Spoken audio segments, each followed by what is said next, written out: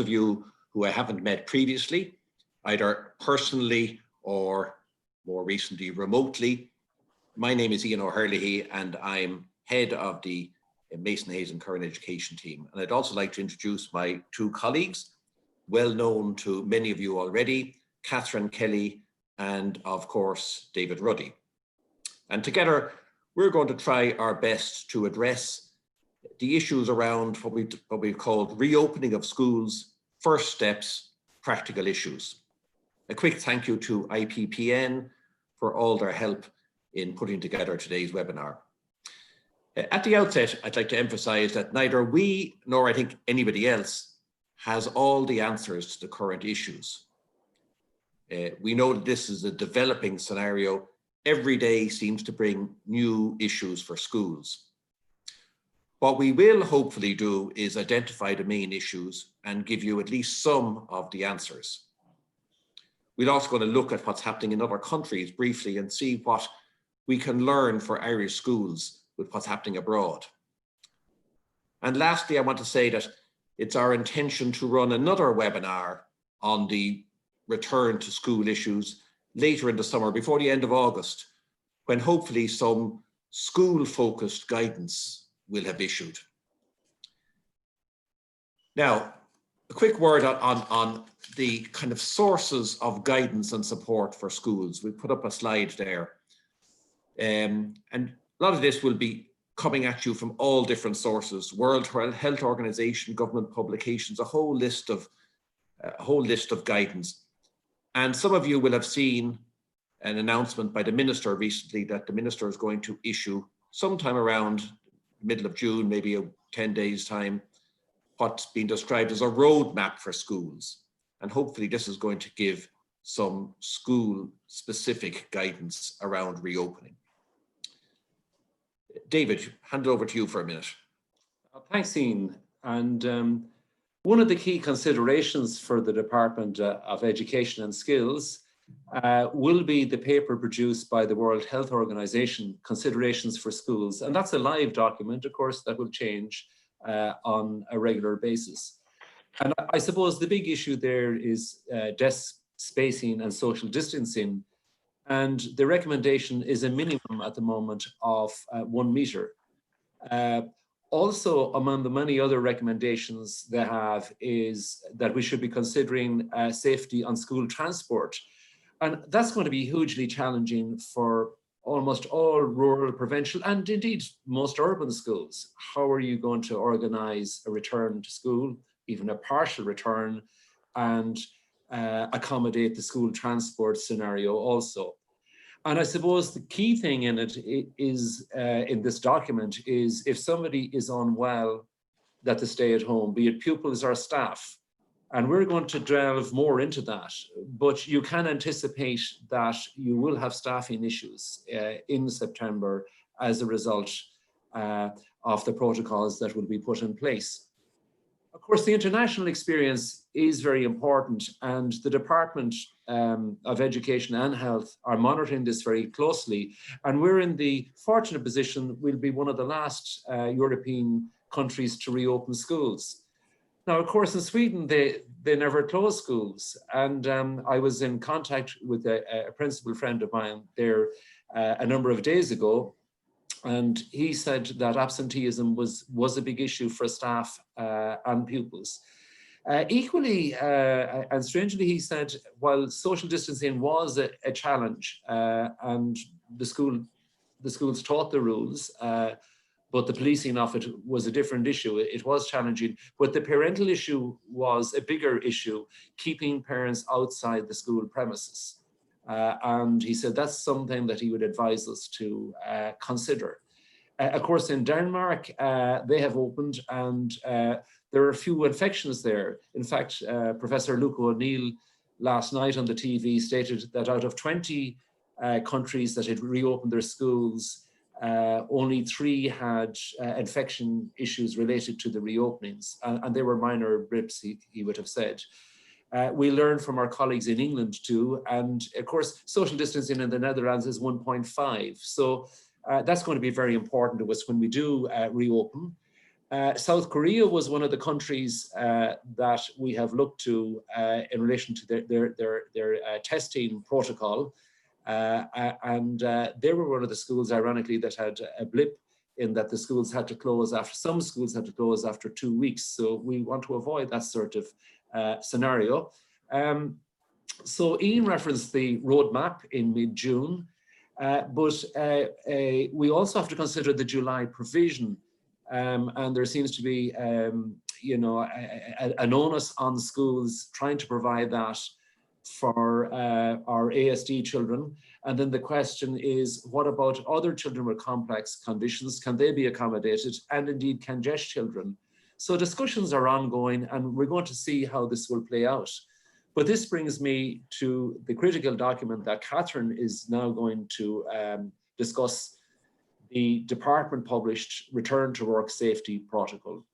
And this is the Department of Health. And so Catherine, over to you.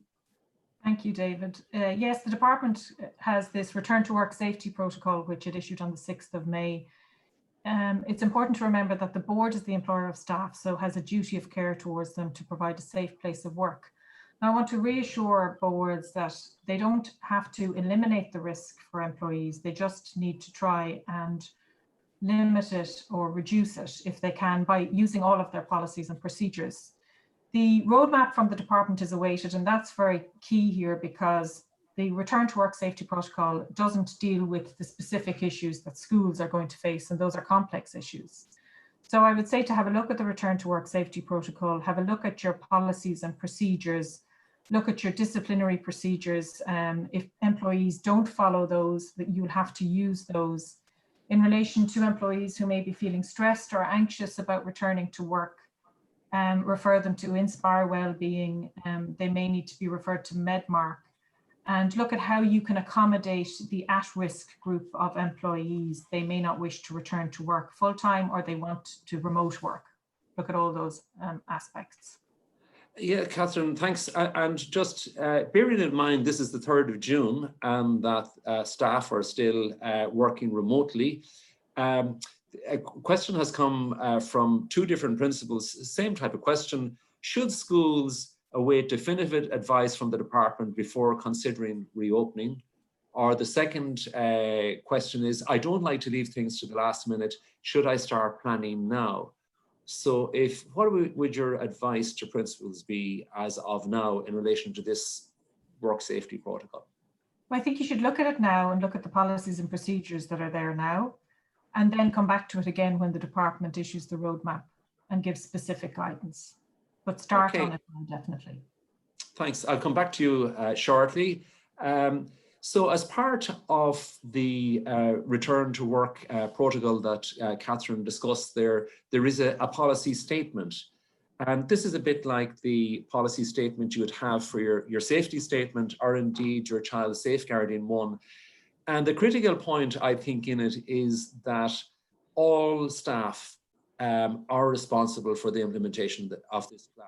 It's not the total and sole responsibility of the principal or board. All staff must be involved in it. And this is why we have to have the discussion now. And also, we are obliged to take into account feedback we get from staff. Critical to this work protocol in the policy statement is obviously the content. And Ian, can you please take us through the content that's required, the beef in it? Thanks, David. Yeah, well, we've put up just some bullet points there on, the main content of a COVID-19 policy statement. And I'm not going to go through these individually, just pick out 1 or 2, because we all in this country are familiar with, social distancing, handshaking, coughing, sneezing, all those sort of things. Just want to pick out 2 really. There's reference there to an induction program, and we kind of refer specifically to staff, pupils, and parents. And this, we believe, is not really an induction program for simply new staff, which would normally be what you mean by an induction program. We think there's going to need to be an induction program for all staff in relation to the measures that are being introduced in your school to keep the school community safe. And we feel very strongly that, this is tailor-made for some online training, online engagement with parents, perhaps with older pupils, but certainly with staff, because principals are really busy people and they're not going to have time to do sophisticated induction. So we're hoping perhaps that the department may come up with a proposal for some online training for the school community. Just there's a little bullet point there towards the end, staggered breaks. I mean, that really provokes a discussion around how schools are going to need to be creative and flexible in terms of engagement with classes, because the general thinking, both internationally and in Ireland, is that schools are not going to be able, with social distancing, etc., to accommodate all students all day. So there may be students coming for part of a day, there may be students coming for part of a week. And we feel that there's a real place here for a combination of face-to-face teaching, traditional face-to-face teaching, coupled with a continuation of online engagement as well. So flexibility is going to be the order of the day, David. And Dean, the role of ancillary staff, is this going to be crucial to the reopening of schools? I think it is, David, because, if you think about ancillary staff, you realize that in certain ways they have more engagement either with the public or with the premises. So, there's a real possibility that a school secretary might need a screen that we're all familiar with, for example, from our local supermarket. There's going to have to be particular provision made for cleaners and cleaning equipment. Some of your schools have cleaners who are employees, so there's the obvious obligations to keep them safe. Some of the bigger schools perhaps have outsourced the cleaning function. There's talk about, schools are going to need a deep clean before they open at all. And maybe there's going to be a need for cleaning equipment. Maybe the department is going to have to provide some additional funding for that. And just mentioned there kind of after school activities. There's a general belief, certainly among our team, that is potentially a risk area, high risk area, certainly as regards after school activities indoors. After school activities out of doors, perhaps would carry much lower risk. But, whatever about after school activities out of doors in September, after school activities in December or January or February are out of doors are going to be, non-existent. So these are issues that we're going to look at maybe later on as we go forward, just a risk assessment of different school activities. So Ian, hiring the school hall out has generated income for lots of schools to adult classes on that. Is that a no-go area in September, or what's your thoughts? I don't think it's necessarily a no-go area, David, but I think that if schools are considering licensing out, for example, the school hall or whatever, to an outside group, there's going to have to be provision for proper cleaning of, for example, the school hall before pupils and staff access it, be it the following day or in the days ahead. That's a must. Of course, and can I ask you a question here that has come in? This is from a principal of a small rural school, and she says, how can we be expected to have the same plan as a large, well-resourced and financed urban school? Fair question. That is a fair question. And while I think some of the elements of any school plan will be common as between, for example, a small rural school and a large urban school, there is no doubt that there are particular challenges in actually in each of those type of schools, different challenges. There may be huge challenges around spacing and distancing in a small rural school. So these are issues that are presumably going to be addressed with the minister's so-called roadmap. But I really think that school principals and boards ought to be at least what we call starting the debate at the moment, starting the consideration at the moment. Yes, you're going to tweak them, but you should be starting the discussion at the moment within your school. And one of these areas is, of course, the pre-return to work form, which must be completed at least 3 days in advance. Now, I have a question here from somebody who says, what happens if a member of staff forgets to return the form beforehand? Or you have on the 1st of September a substitute teacher arriving in. What's your advice in relation to that?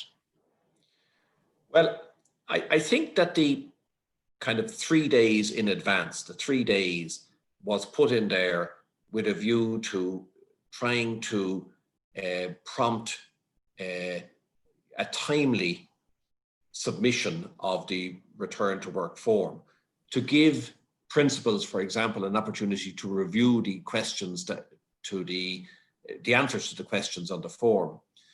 But I don't think there's anything absolutely, in stone as regards to 3 days. The important words there are in advance. And I think that if a principal receives the form sometime in advance, or even receives the form immediately before a staff member returns to work, provided the principal has time to read and consider the answers and satisfy himself or herself that the answers are acceptable, I think that principals would be justified in making a judgment call to accept the form, as long as, I said, it's in advance of the staff member starting in the school. Thanks. That'll give some reassurance to the person, and indeed for many school leaders in relation to that return to work form. Next, we move on, Catherine, to the elephant in the room, which is social distancing.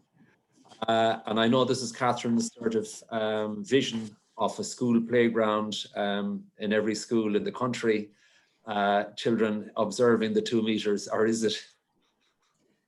No, David, it's not. Because I can tell you, as a mum of a 2nd class and a 6th class girl, I understand completely how difficult it's going to be to keep the 2 meter rule, especially for the younger classes. I mean, how are you going to monitor that? It's not going to work in schools, especially with the small yards that some schools have. Also, some schools don't have extra classrooms. They're kind of tight on space. So it is going to lead to people having to stagger children going back to school 1 week on, 1 week off kind of thing, or in the mornings and in the afternoons. That's what's going to have to happen, because if the 2 meter is still, there in September, they won't all be able to go back to school at the same time. And that's what's going to happen. And this brings us, Catherine, to vulnerable pupils. Yes, I mean, we are going to do a webinar specifically in relation to special schools. That'll be coming up soon. There'll need to be a policy in relation to first aid. For example, if a child falls in the yard, how do you deal with that? Care needs for children with special needs. They are saying that they're going to reduce it to 1 meter, well, they have done in certain countries. So we'll have to wait and see in relation to that. The risk of infection is pretty low still at 1 meter, and children aren't the infection risk that people thought they were at the beginning of all this. So I think the department are probably all looking at that at the moment, and we'll wait and see what they say in relation to it as the summer goes on. Okay, and that brings us on to I think a very important circular here, and this has been understandably overlooked because schools are closed. But in September, I think it's going to be very important. So can you take us through it, Catherine, there? What are the main points in it? It is very important because if employees don't comply with it, it's a disciplinary matter. So, it is very important that everyone looks at it. In relation to self-isolation, you're not required to work remotely, but we need clarity in relation to the restricted movement, because people who are restricting can work remotely. And if they can't be assigned work, they could be redeployed into the public sector. And I don't feel we have enough information in relation to that. Also in relation to pregnant employees, they may not want to come back. So is it health and safety leave? The department needs to give us guidance on that. There are all these different issues that we need further clarity on from the department in relation to this circular.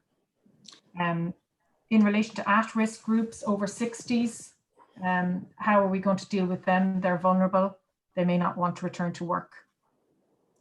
And Catherine, is this leading to a scenario where it is likely that certainly numbers of teachers or SNAs or indeed ancillary staff will not be in a position to return in September? They may not be. I think it would be important that school principals and boards are aware of this as soon as is reasonably practical and as soon as department guidance comes. Absolutely, and that they look at everybody's personal circumstances individually. Okay, thanks for that, Catherine. Ian, we're going to start looking now at potential legal issues. And I know that you've spent your lifetime defending schools and boards and that. So have you the answers for us in relation to these questions that have come up from lots of our registrants? Well, I have, I suppose, some answers and maybe some reassurance, but we don't have answers to all of the issues because we don't even know what all of the issues will be. But let me deal with a couple of first principles here. I mean, the Taoiseach has come out recently and made the very obvious point that there is no risk option as regards the reopening of schools. The best that can be achieved in this is not risk elimination, but risk reduction. And that is a really important point. It's a really important point, for schools and principals and staff to realize, but it's also a really important point from a legal perspective. Now, I mean, if I might just focus on some of the general principles for a moment. I mean, many of you will be aware that obviously there's health and safety legislation, and there's talk around at the moment, obviously, about the fact that staff are entitled to a so-called safe place of work. And if I might just quote from, the main section in the Health and Safety Act, Section 12, it says, every employer shall manage and conduct its undertaking in such a way as to ensure, so far as is reasonably practicable, that staff or people entering the place of work are not exposed to risks to their safety, health and welfare. Now, that's the basic principle of health and safety legislation. And it also crosses over into the traditional duty of care that employers owe to staff, and indeed that property owners owe to people coming onto their property under health and safety legislation. I think a really important words there are so far as is reasonably practicable. And this, if you like, touches on the Taoiseach's statement, and that is risk elimination, no risk is not a possibility here. So the kind of advice that we've been discussing this in the team, and the kind of advice that we are saying to schools is, well, first of all, there's no risk option.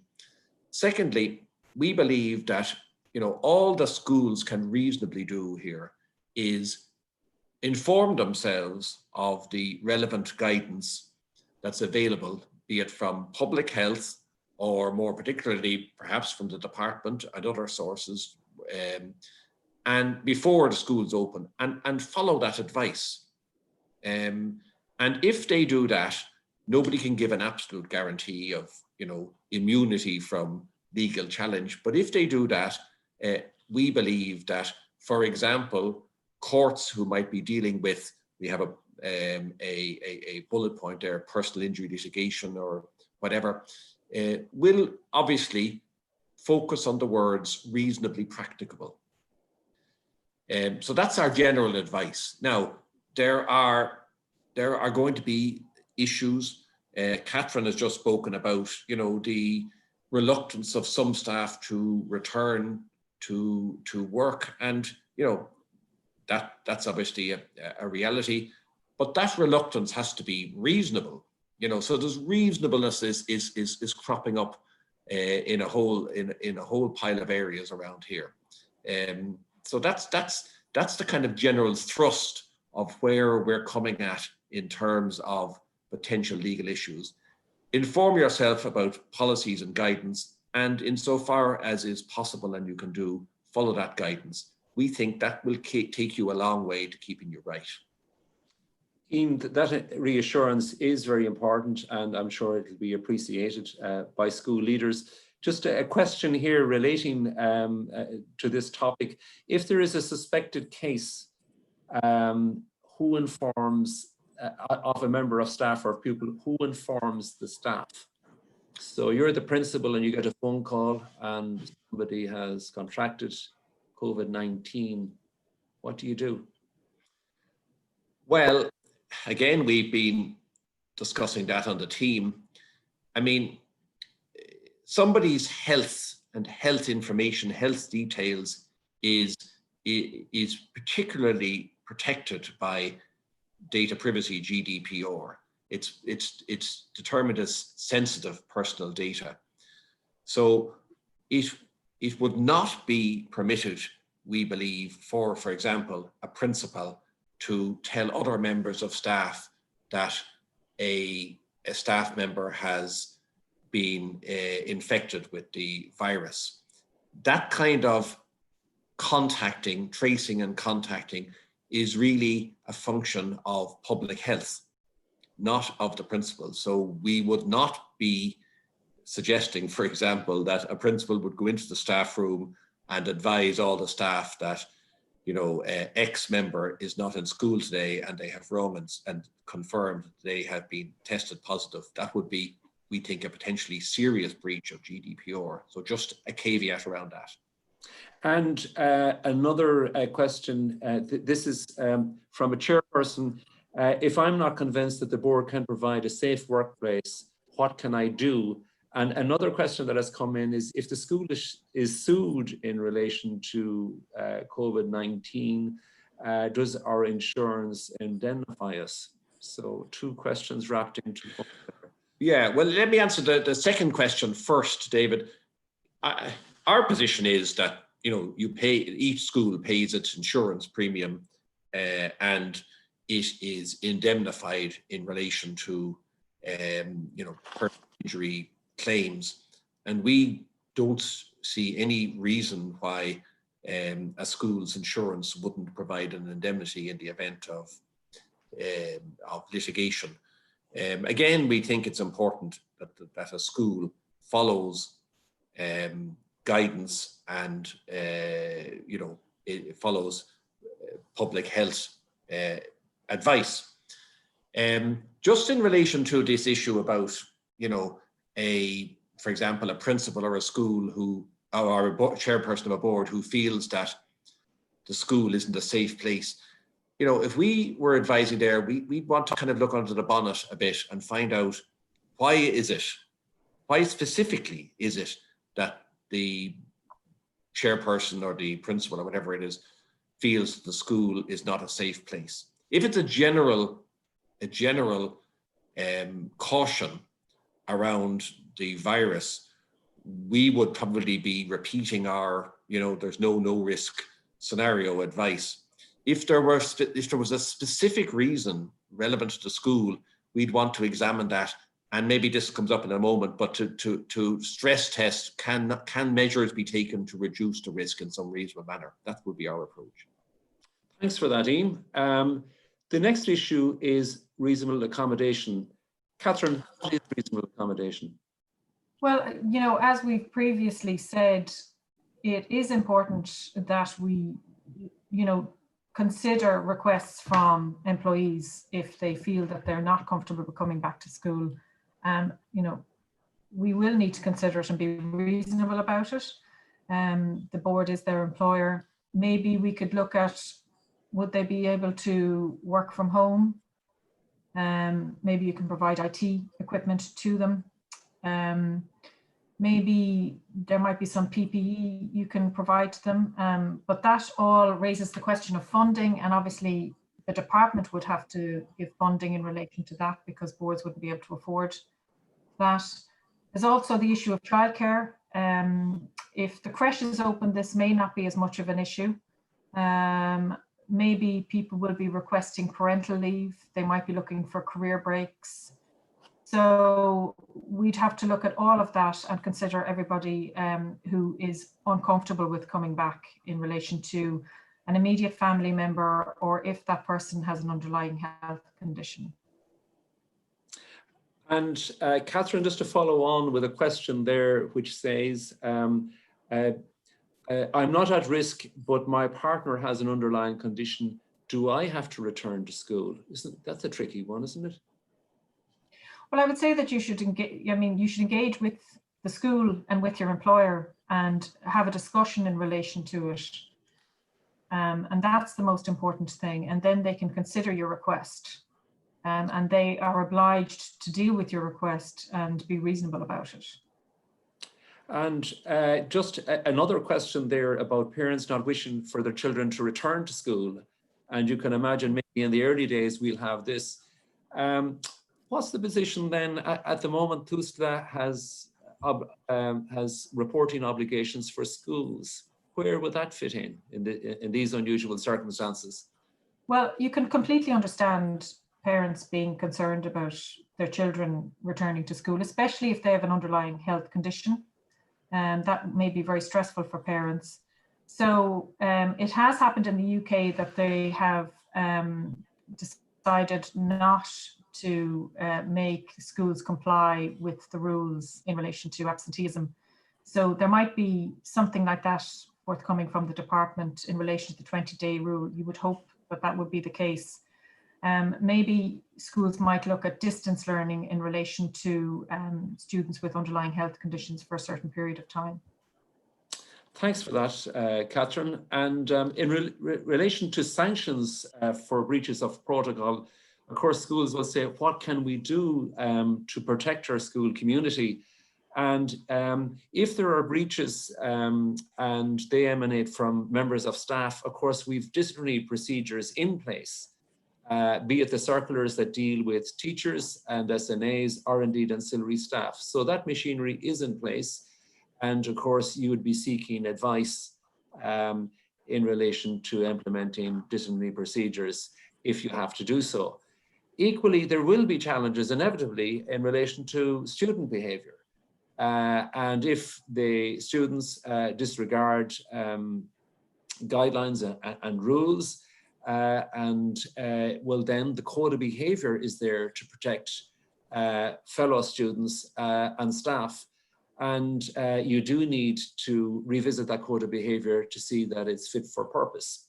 And finally, then there's the issue of parents and visitors. Schools might decide that they will only allow what are known as essential visitors to visit the school. So you need to look at and consider this. And also the issue of parents. We would hope that parents will adhere to school guidelines, and I'd imagine the school would want to keep parents as much as is possible or feasible off the premises. If somebody flouts that, well then, as the school as occupier of the premises would be entitled to take action, and that could indeed, in a worst case scenario, involve the Gardaí. Another question came in relation to what Ian referenced heavily, the idea of risk mitigation, which is really what we're all about in this. So Ian, the question was, what would a COVID-19 risk assessment look like? Yeah, thanks, David. I mean, the first thing to say on this topic is that schools will be well familiar with kind of health and safety requirements and a safety statement and risk assessment around a safety statement. So that's been in place for several years. And we've just put together a kind of what we think the bones of a health and safety statement around COVID risks might look like. And you can see that, I'm not going to go through it now, you can see it on the slide there, risks and assessment, level of assessment, control measures, and things like that. And the first aim of a review like this and a document like this is obviously to keep people safe. It's obviously to make sure that the school is following proper protocol and has reviewed its risks. But there's also another reason why a document might be helpful, and that is it provides a paper trail to show what the school has done, the risks that it has identified, the assessment and the control measures that have been introduced. And, you know, we've spoken earlier on about claims and challenges.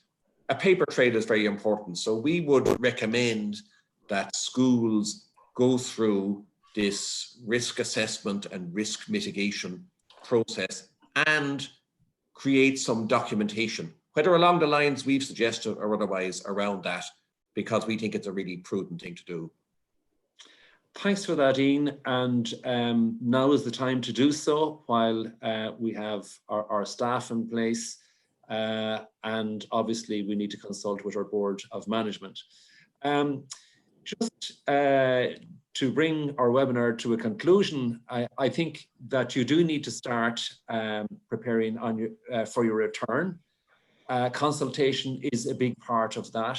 The time is now. To develop a draft COVID response plan, that has been drilled into by both Catherine and Dean. The templates are there.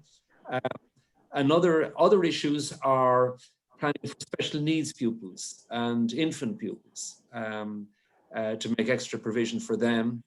And of course, to plan for at-risk pupils and staff. At this stage, we would like to recommend some essential reading. The protocol is obvious. Mason Hayes and Kern have an easing key employment concerns as schools consider reopening. That's a short article which was penned by Liam Reardon, who's a partner with Mason Hayes Kern, and by Fiona Shield, who is a solicitor there. I think it's a very good summary of all the issues. By the way, both Liam Reardon and Paul Rochford, another partner, are preparing a webinar for tomorrow for secondary schools. At this stage, I'd like to thank both Catherine and Ian for sharing their expertise with us this morning. We would also like to say that you can find a recording of this webinar in an email that Ian will send later on to you. The IPPN have kindly agreed also to post a link of the webinar on their forthcoming e-scale. We will have forthcoming webinars in relation to special schools and children with complex needs. And finally, I would like to thank all 1,800 plus of you who have registered for the webinar.